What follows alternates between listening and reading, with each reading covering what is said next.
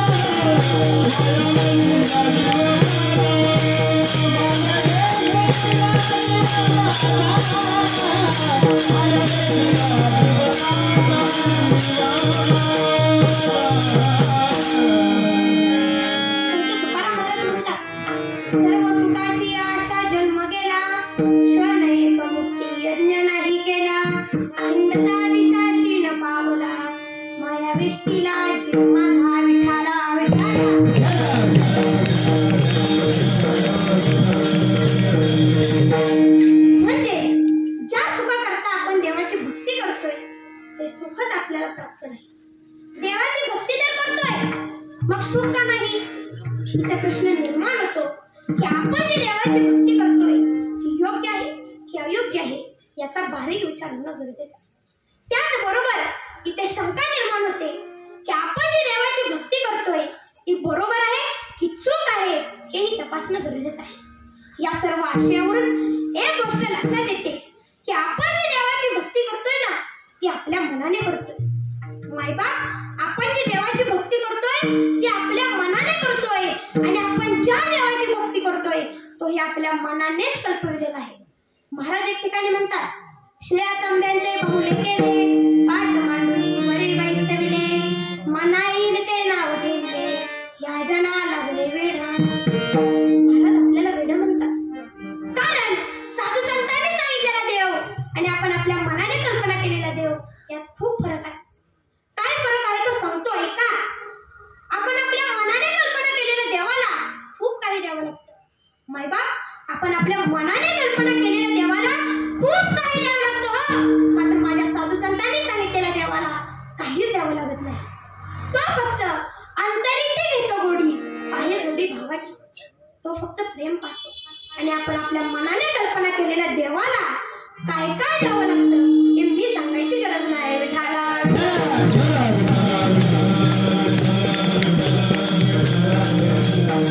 संत गाडगे बाबा एक ठिकाणी सांगून गेले, ज्या देवाला कोंबडं लागतं तो देव नाही, ज्या देवाला पोपट लागतं तोही देव नाही. सेंदरी हेंदरी दैवते कोण ते होते आपल्या पोटाची रडती मागती शिते अवधान. विठाला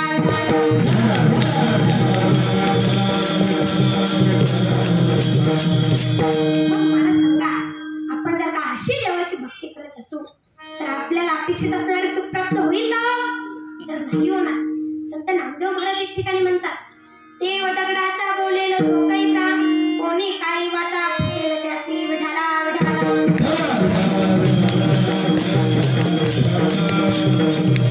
या सर्व आशयावरून एक गोष्ट लक्षात येते की आपण देवच समजून घ्यायला चुकलो. आपण देवच समजून घ्यायला चुकलोय आणि आपण देव समजून घ्यायला चुकल्यामुळे आपण जी देवाची भक्ती करतोय तीही चुकीच्या मार्गाने करतो. मायबाप आपल्या धावण्याचा वेग कितीही जोरात असला, हो आपल्या धावण्याचा वेग कितीही जोरात असला, आपली दिशा चुकली की आपली सर्व धावपळ व्यर्थ आहे. विठाला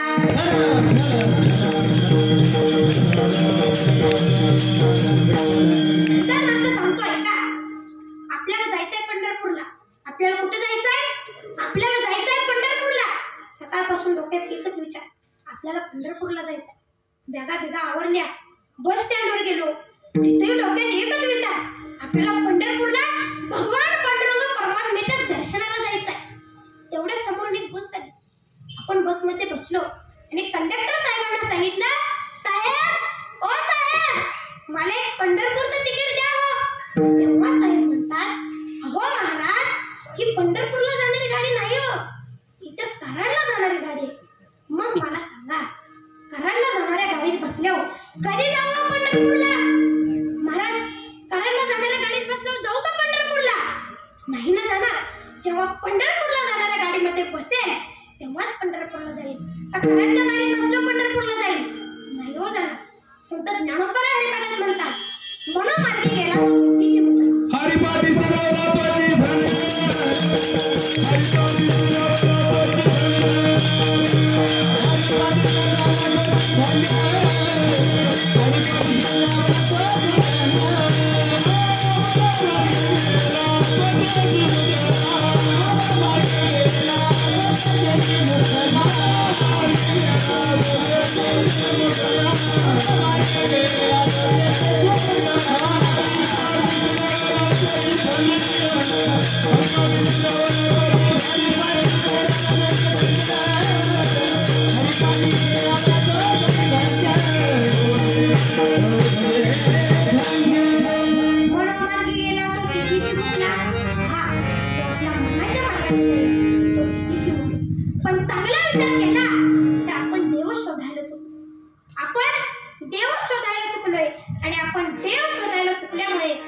देवाची भक्ती करतोय ती चुकीच्या मार्गाने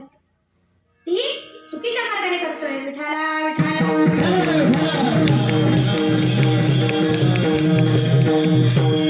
जग करते म्हणून आपण करायचं, आपण करतोय म्हणून पुढच्या पिढ्या करणार. जग करते म्हणून आपण करायचं, आपण करतोय म्हणून पुढच्या पिढ्या हेच करणार. हे असंच सुरू राहिलं तर कदापि मेळ बसणार नाही. भगवंत प्राप्तीसाठी आपण सर्वत्र त्याचा शोध घेतोय. आज या तीर्थाला, उद्या त्या तीर्थाला, एकदा इकडे एकदा तिकडे सर्व काही करतोय. अहो, पण तुम्ही त्या साधू संतांना कधी विचारलं का खरा देव नक्की कुठे आहे? विचारलं का तुम्ही त्या साधू संतांना खरा देव नक्की कुठे आहे? आणि असा प्रश्न ज्या जीवाच्या ठिकाणी निर्माण होईल त्या जीवाकरता ज्ञानोबा आहे अभंगाच्या प्रथम चरणात देवा देवा मानुनी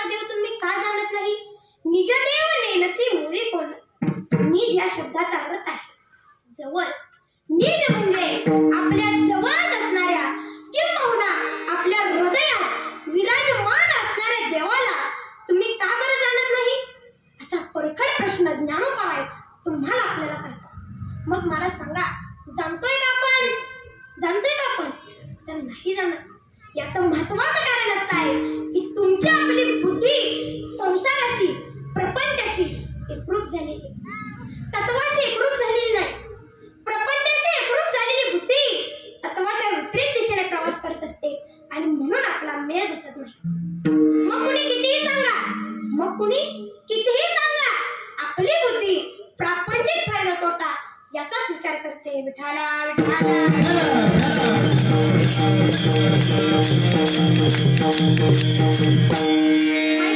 मला एका प्रश्नाचं उत्तर द्या. आपण बाजारामध्ये गेलोय, जातो ना आपण बाजारामध्ये. आपण बाजारामध्ये गेलोय, बाजारामध्ये एक पेरू विकणारा किंवा कलिंगड विकणारा व्यापारी बसलेला आहे आणि आपण त्याच्याजवळ गेलो, त्याला विचारलं, काय हो व्यापारी दादा, कसे दिले पेरू? ते म्हणतात एवढ्या एवढ्याला दिले.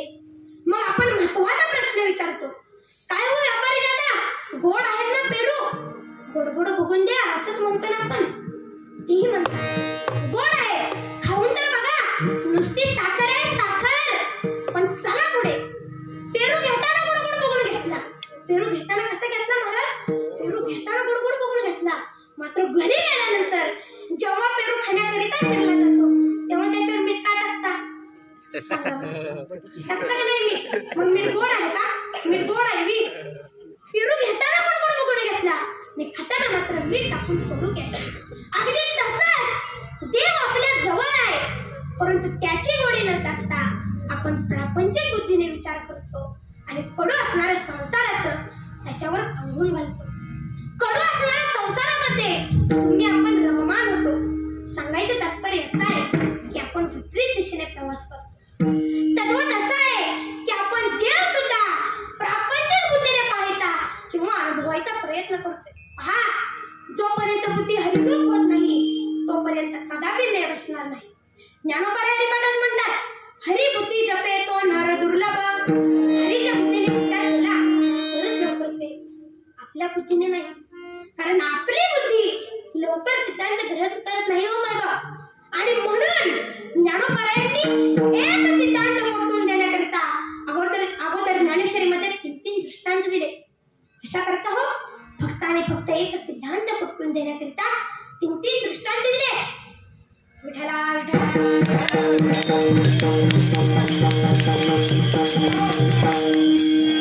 क्रमांक 9. पहिला दृष्टांत.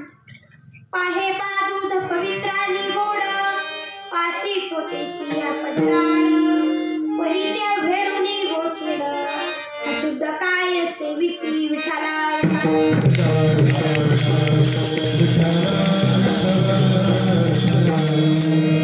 असा आहे की गाईच्या कासेमध्ये गोचिड चिकटलेला आहे. त्या गोचिडापासून दुधाचा साठा किती दूर आहे? 1 किलोमीटर, 2 किलोमीटर, 10 किलोमीटर तर नाही ना, अगदी जवळ आहे. तरी सुद्धा ते गोचिड अमृता समान असणारा दुधाचा साठा दूर सोडते आणि अशुद्ध अशा रक्ताचं सेवन करते.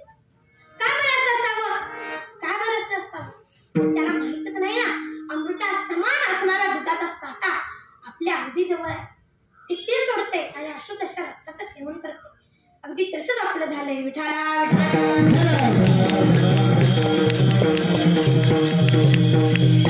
चला पुढे 2 नंबरचा दृष्टांत सांगतात ज्ञानोबा. का कमलकंदा आणि दरदुरी, नांदण कैकीचे घरी, परी परागोसे विजय भ्रमरी, हे राची कुलाची उरे.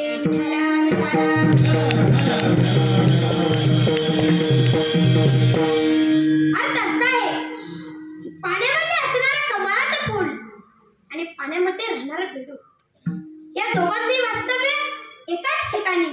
या दोघांचे वास्तव्य कुठं? एकाच ठिकाणी, पाण्यातच. तरी सुद्धा कमळाच्या फुलामधून जो मकरंद निघतो तो लांबून येणारा ढोंगा शोषण करून निघून जातो आणि बेडूक मात्र चिखल तोडवण्यातच धन्यता मानतो. का बरं असं असावं? का बरं असं असावं? तर त्याला माहितच नाही ना, मकरंद आपल्या अगदी जवळ आहे, ते सोडते आणि चिखल तोडवण्यातच धन्यता मानते.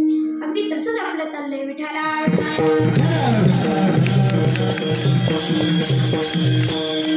3 नंबरचा दृष्टांत सांगतात ज्ञानोबा. नातरी विदैवाच्या परिवरी, लोह्या हृदया आहाती सहस्त्रमणी, परी ते तो सोनी उपवास करी, कादरी त्रिजे. अर्थ असा आहे की एका रस्त्याच्या कडेला एक दुर्दैवी मनुष्य झोपडी घालून बसलेला आहे. हातामध्ये एक ताट आहे आणि येणाऱ्या जाणाऱ्याकडे भिक्षा मागत आहे. पहा, तो ज्या ठिकाणी बसून भिक्षा मागतोय ना, तो ज्या ठिकाणी बसून भिक्षा मागतोय ना त्याच ठिकाणी जमिनीखाली हजारो सोनं नाणं, हजारो मोहऱ्या करून ठेवलेल्या आहेत. परंतु वरी बसून उपवास करेल. अहो 2-3 फूट उतरलं तर आयुष्यभर संपणार नाही इतकं धन त्या जमिनीखाली पुरून ठेवलेलं आहे. तरी सुद्धा वर बसून भिक्षा मागतो. का बरं असं असावं? का बरं असं असावं? तर त्याला माहितच नाही ना या जमिनीखाली काय आहे. पहा 3 दृष्टांत दिले ज्ञानोबरायांनी. कशा करता हो? फक्त आणि फक्त एक सिद्धांत पटवून देण्याकरिता 3 दृष्टांत दिले. अगदी तसं दाखवलं झालं. अगदी तसंच ज्ञानोबराय म्हणतात तैसा हृदयामध्ये विरामू असता सर्व सुखाचा रामू की व्रतासी कामू विषयावर विठरा विठरा.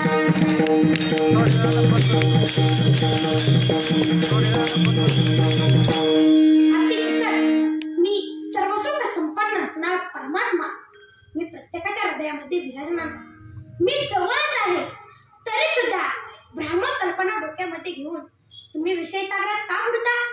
का बुडता तुम्ही विषय सागरात? पहा तुमच्या आपल्या बुद्धीमध्ये भ्रम झालाय. तुमच्या आपल्या बुद्धीमध्ये भ्रम झालाय. असं मी नाही म्हणत, असं ज्ञानोबराय म्हणतायत, असं मी नाही म्हणत. म्हणजे संत सांगतात देव जवळ आहे आणि आपण मात्र अख्खी पृथ्वी बंदी घालून देव शोधायचा प्रयत्न करतोय. काय फायदा होईल का? काय फायदा होईल का? तर नाही होणार. विठाला विठाला.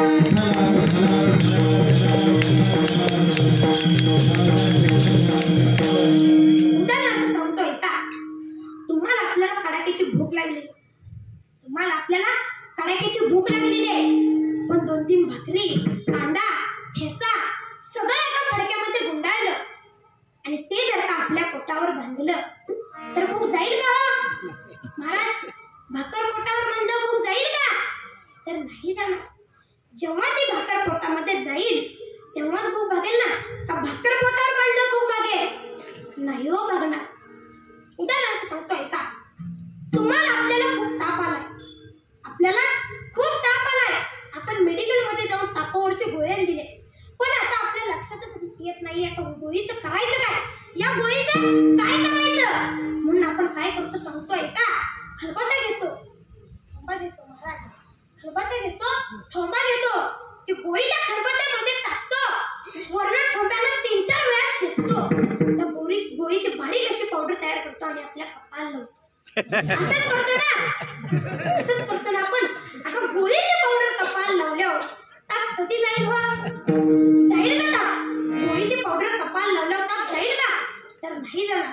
मग सिद्धांत असा आहे की जोपर्यंत हृदयातला देव अनुभवता येत नाही तोपर्यंत सर्व धावपळ व्यर्थ आहे. समर्थ देव अनुभवल्याशिवाय आपल्याला या विश्वामध्ये भरून पुरून उरलेला देव कदापि समजणार नाही. संत जनाबाई एक ठिकाणी म्हणतात देव आहे हृदय मंदिर शोधून पाहे देव नटला नवरला चराचरी विठाला.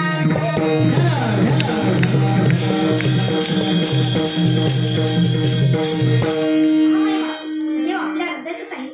परंतु सिद्धांत अनुभवायचा असेल तर जीवनामध्ये संतांना शरण जावं लागेल. विठाला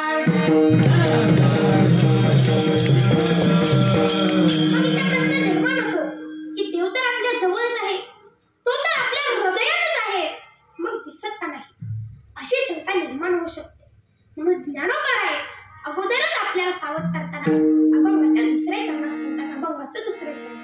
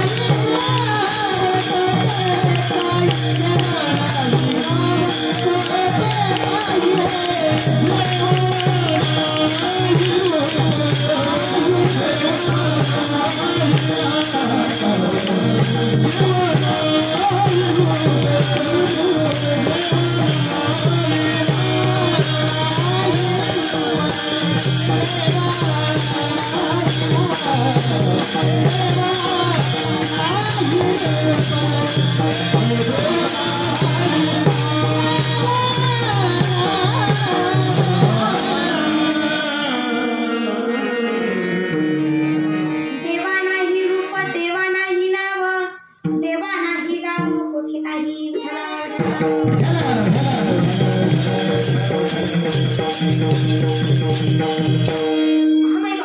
ज्ञानोबा आहे आपल्या समोर खूप मोठा अद्वैताचा सिद्धांत मांडतात. काय म्हणतात माऊली?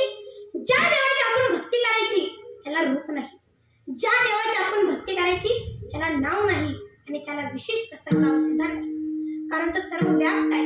असा असणारा देव आपल्या हृदयाशी विराजमान आहे. संत कबीर एक ठिकाणी म्हणतात, रंग नाही रूप रंग नहीं रूप नहीं नहीं वर्ण छाया नहीं रूप नहीं नहीं वर्ण छाया नहीं रूप नहीं वर्ण छाया नहीं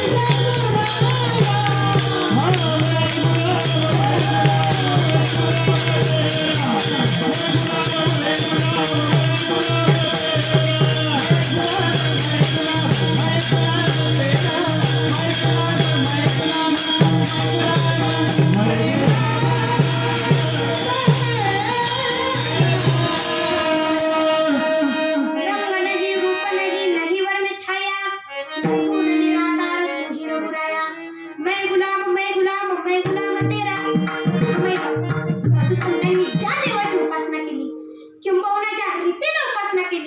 तशीच आपण करणं गरजेचं आहे. तर मी बसेल चांगला विचार केला तर व्यवहार जसा आहे, तुम्हाला व्यवहारात ते उदाहरण सांगतोय का? उसामध्ये साखर आहे की नाही? उसामध्ये साखर महाराज, उसामध्ये साखर आहे. मग आता इथं आपण टणभरून आणून तोडले फोडले तर आपल्याला साखर बघायला मिळेल का? हो तर नाही मिळणार. मग उसामध्ये साखर नाही का? अहो उसामध्ये साखर आहे, परंतु उसामधली साखर बघण्याकरिता त्या उसावरती प्रक्रिया करावी लागेल, त्या उसावर रीत करावी लागेल, प्रक्रिया करावी लागेल. तेव्हा कुठं आपल्याला त्या उसामधली साखर बघायला मिळेल. ढाला ढाला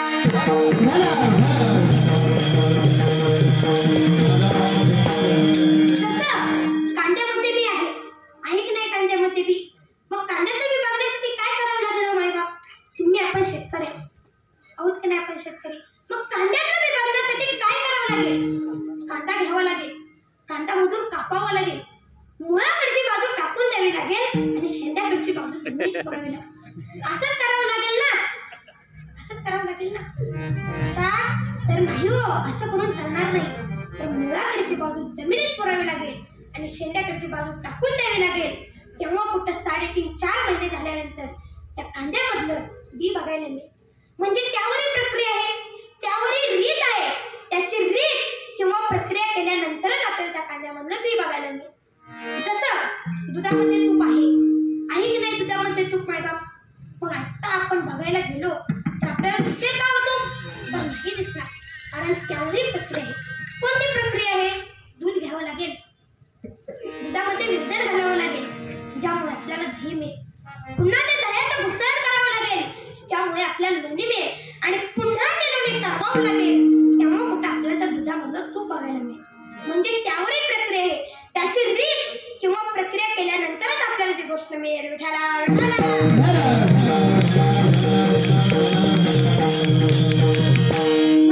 गोष्ट समजून घ्या. अगदी त्याच पद्धतीने ज्ञानोबा आपल्याला हरिपाठात सांगतात, मंथोनी नवनीता तैसे आनंदा वाया व्यर्थ कथा. माय बाप, दुधाचं मंथन करून जसं तूप बाजूला काढलं जातं तसं आपलं मंथन करा. नक्कीच हृदयातला देव अनुभवात आल्याशिवाय राहणार नाही. विठाला आणि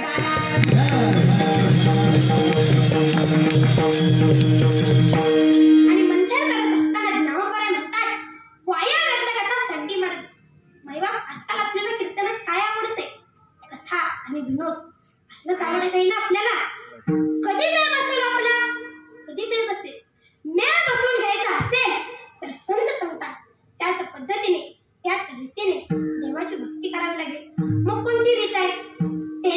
ते चालू जातं न पडे गुंता पुढे खाली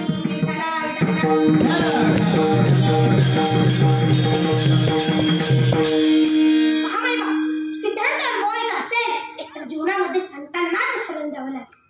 साधूला शरण गेलं की आपलं काम झालंच म्हणून समजा. नुसतंच हवेत गोळ्या मारण्यात काही अर्थ नाही.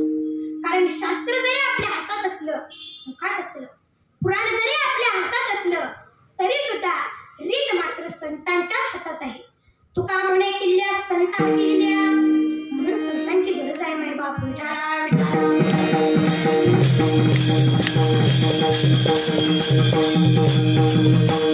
आपला देव शोधायचा कार्यक्रम बिनभरोशाचा चालू आहे.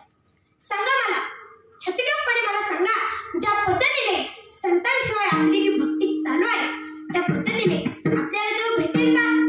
आपल्यामध्ये परिवर्तनाची क्रांती होईल का? तर नाही होणार. अहो, संतांकडे जा. अज्ञानाचा सुद्धा ज्ञानी होतो मायबाप. संतांकडे जा. दगडाचा सुद्धा देव होतो. संतांकडे जा. गडवाचं सुद्धा गड होतं. तुकोबराय म्हणतात, या आमच्याकडे. का? गडवाचे घोडे करू आम्ही दृष्टी पुढे. हा विश्वास, हे सामर्थ्य संतांकडेच आहे मायबाप. संतांकडेच आहे. कारण आमचे गुरुवारी नेहमी सांगतात, अहो, ताजं उदाहरण देऊन सांगतोय का? आज मी बालकीर्तनकार म्हणून तुमच्या समोर या नारळाच्या गाडीवर उभा आहे. हा विश्वास, हे सामर्थ्य संतांकडेच आहे मायबाप. संतांकडेच आहे. विठाला विठाला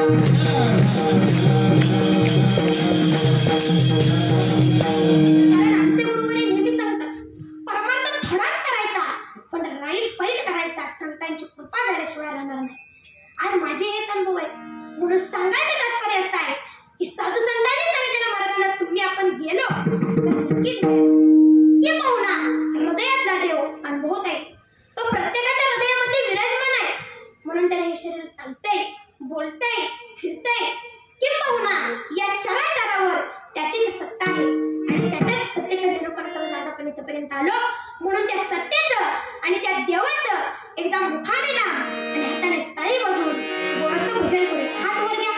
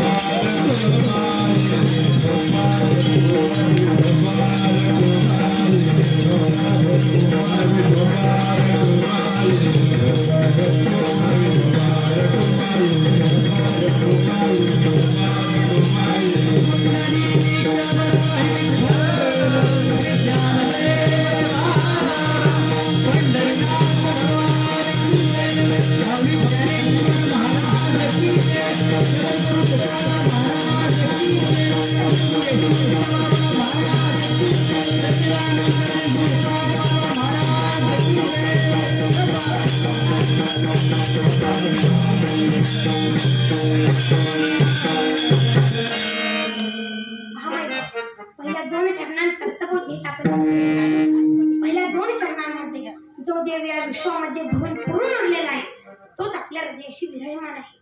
शब्दार्थ किंवा वाचार्थाने पाहिलं गेलं तर हे खूप सोपं वाटतं, ऐकायला समजून घ्यायला बरं वाटतं. किंबहुना वाचून किंवा ऐकून आपल्याला बऱ्याच दिवसापासून हा सिद्धांत माहीत आहे, परंतु या सिद्धांतांचा अनुभव आपल्या जवळ नाही आणि म्हणून रीत किंवा प्रक्रिया करावी लागते. कारण साखर गोड आहे हे ऐकून समजून घेणं वेगळं आणि साखर खाऊन बघून साखर खरंच गोड आहे हे अनुभवणं वेगळं. मायबाप, परमार्थ सांगणं वेगळं, ऐकणं वेगळं, परमार्थ अनुभवणं खूप वेगळं आहे मायबाप, खूप वेगळं आहे. आजकाल ज्ञानेश्वरी गाथा वाचून पाठ करून सांगणं खूप सोपं आहे हो, परंतु ज्ञानेश्वरी जगणं, गाथा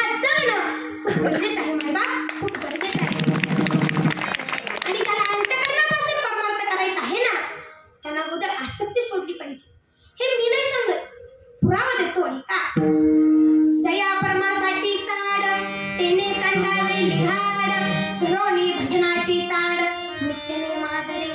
म्हणून सांगायचं तात्पर्य असं आहे मायबाप, जेवढं प्रेम आपण प्रपंचावर करतोय तेवढं प्रेम भजनाला लावलं तर गोष्ट खूप सोपी आहे. चांगला विचार केला तर आता इथे एखाद्याला म्हटलं माळ घाल तर तो अगोदर बाकीच्यांचा विचार करतोय. मी माळ घातली तर मला अमका काय म्हणेल, मला तमका काय म्हणेल, मला लोक बुवा बिवा म्हणतील का, माझं या होईल, माझं त्या होईल, माझं फलान होईल, असे जर विचारसरणी झाली तर आपल्याला देव कधीच समजणार नाही. विठाला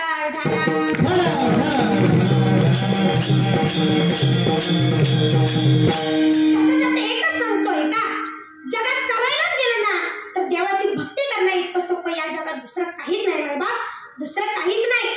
खाल्लेला घास चावणं अवघड आहे परंतु भक्ती सोपी आहे. तोंडामध्ये घेतलेला पाण्याचा वड पिणं अवघड आहे परंतु भक्ती सोपी आहे. तुका म्हणे सोपे आहे सर्व हुनी शहाणा तो घरी घेतोय हे.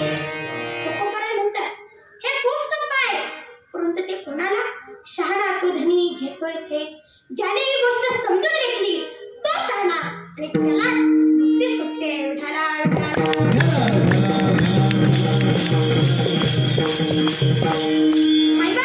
आजपर्यंत आपण स्वतःला खूप शहाणे समजत आलो. सांगा मला आलोय की नाही? आजपर्यंत आपण स्वतःला खूप शहाणे समजत आलोय. हेच आपलं खरं वेडेपणाचे लक्षण आहे. विठाला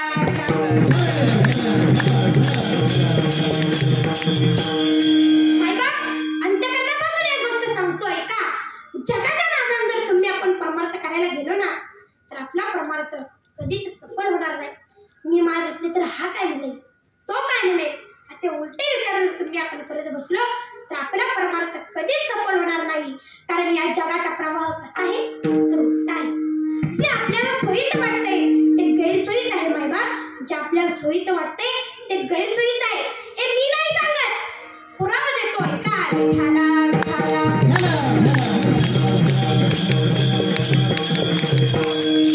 जगाचा चालक मालक भगवान परमात्मा गीतेमध्ये अर्जुनाला उपदेश करतो. हे अर्जुना, तू या उभ्याने जगामध्ये जन्माला आलेला आहेस हे लक्षात घे. हा कटकट आहे ओखटे या मृत्यू लोकीचे उभराटे एक अर्जुना उचटे घरी जन्मनासे. अर्जुना, तू या उभ्याच्या विचारसरणीच्या मृत्यू लोकात तू जन्माला आलेला आहेस हे लक्षात घे. तू यांच्या नादाला लागू नको रे.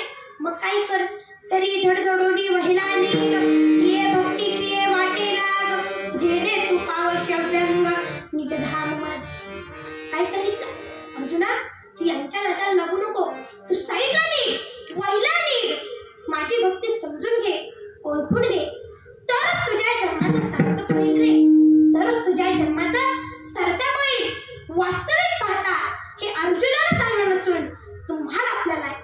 अर्जुनाची व्याजे गीता प्रकाशिनी श्रीराजे संसार एवढे थोर रोजे फेडली या जगा. बघा काय करायला पाहिजे. म्हणून आता खूप वेळ घेत नाही तुमचा. सद्गुरू यशवंत बाबांची, सद्गुरू श्रीपाद बाबांची अशीच आपल्यावरती कृपा दृष्टी राहिली तर नक्कीच संतांचा बोधरूपी प्रसाद आपल्या अंतकरणामध्ये शिरल्याशिवाय राहणार नाही. आणि कुठला बोध, नक्की कोणती सेवा संतांना अपेक्षित आहे याचं उत्तर मौली ज्ञानोबा आहे. अभंगाच्या शेवटच्या चरणात ज्ञानदेव माने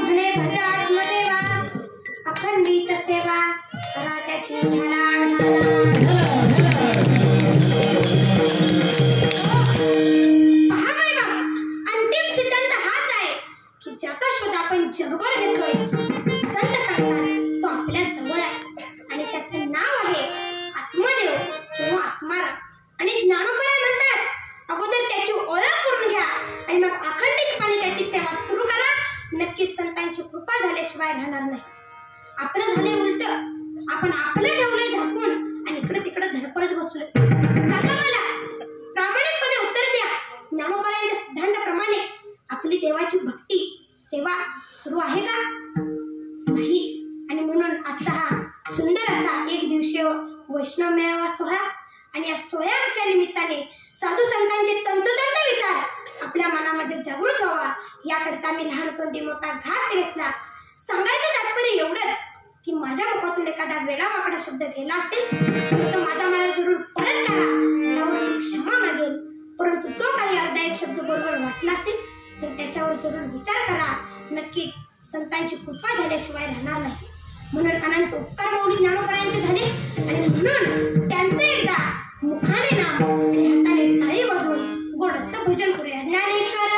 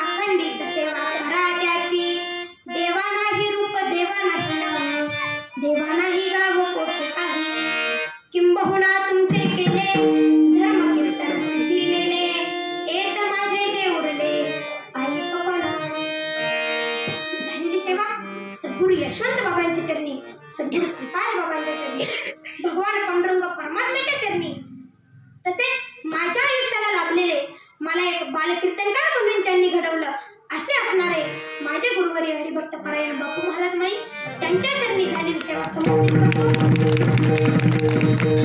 तसेच सेवेला उपस्थित असणारे गायनाचार्य उमेश महाराज त्यांच्या चरणी, तसेच गायनाचार्य विजय महाराज यांच्या चरणी, तसेच आमचे अवधूत महाराज यांच्या चरणी रोहित महाराज यांच्या चरणी झालेली सेवा समर्पित करतो. तसेच आमचे गुरुबंधू राजू महाराज यांच्या चरणी झालेली सेवा समर्पित करतो. सरदार काका यांच्या चरणी झालेली सेवा समर्पित करतो. बालकीर्तनकार प्रणव महाराज माई यांच्या चरणी झालेली सेवा समर्पित करतो. गुरुबंधू युवराज महाराज, गुरुबंधू विश्वराज महाराज, गुरुबंधू वैष्णव महाराज यांच्या चरणी झालेली सेवा समर्पित करतो. आणि आमच्या ताई समृद्धी महाराज यांच्या चरणी झालेली सेवा समर्पित करतो. स्वरा महाराज यांच्या चरणी झालेली सेवा समर्पित करतो. ऐश्वर्यताई यांच्या चरणी झालेली सेवा समर्पित करतो. तसेच कीर्तनकार हरिभक्त परायण झेंडे साहेब यांच्या चरणी झालेली सेवा समर्पित करतो. तसेच आमचे बागडे महाराज यांच्या चरणी झालेली सेवा समर्पित करतो. मृदुंगमणी हरिभक्त परायण सुनील महाराज यांच्या चरणी झालेली सेवा समर्पित करतो. हार्मोनियम वादक हरिभक्त परायण बापू काका यांच्या चरणी झालेली सेवा समर्पित करतो आणि सेवेला पूर्णविराम देतो. तुकाराम